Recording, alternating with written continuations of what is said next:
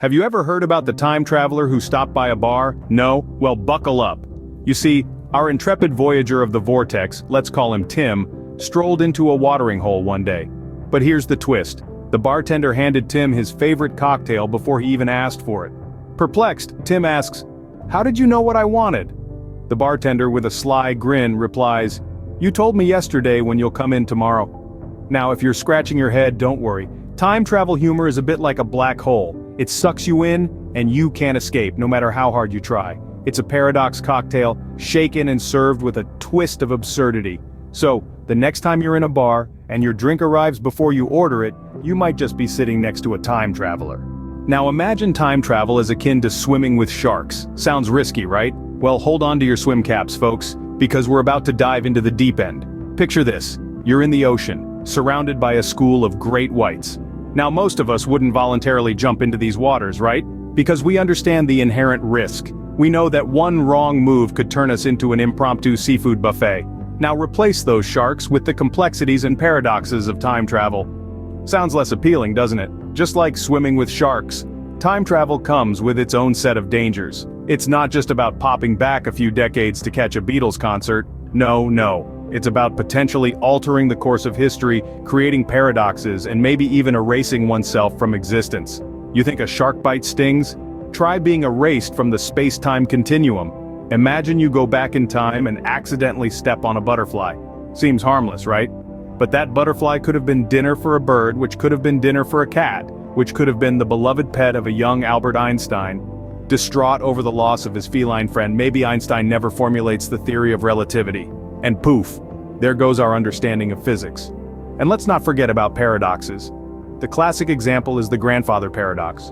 You know, where you go back in time, accidentally off your grandfather, and thus prevent your own existence. Talk about an existential crisis. So, time travel, much like swimming with sharks, is fraught with potential hazards. It's not just about the thrill of exploring the unknown, it's about the potential to upset the delicate balance of our universe, and maybe even cease to exist altogether. So, the next time you contemplate a leisurely swim in the time stream, remember you might just end up as shark bait. But let's not forget the ethical implications. Time travel isn't just a wild ride, it's a moral minefield. Now, let's imagine you've got your hands on a time machine. You're probably thinking, hey, I could go back and fix my past mistakes. But here's the kicker. Would it be right to alter history, even if it could prevent present-day suffering? And don't get me started on the potential for misuse. Picture this. A spiteful ex with a time machine, or an opportunistic thief with the ability to pop into a bank vault in the past. It's like giving a toddler a blowtorch, a disaster waiting to happen. Time travel isn't just about zipping around in a fancy machine, it's a Pandora's box of moral dilemmas. Would you really want to bear the weight of the world's past, present, and future? Remember, with great power comes great responsibility. And what's more powerful than the ability to manipulate time itself? Now that we've had our fun and covered the risks, it's time for a serious question.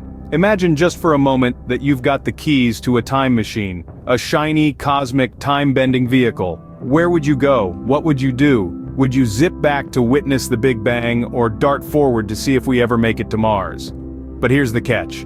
With every trip you're playing with the fabric of existence, risking paradoxes, and potentially altering the course of history. You're not just a tourist but an actor on the grandest stage of all, time itself. Now think about it.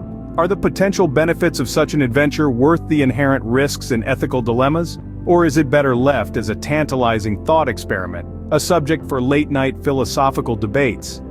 We encourage you to share your thoughts. So here's the million-dollar question. If you could travel through time, would you? And more importantly, should you?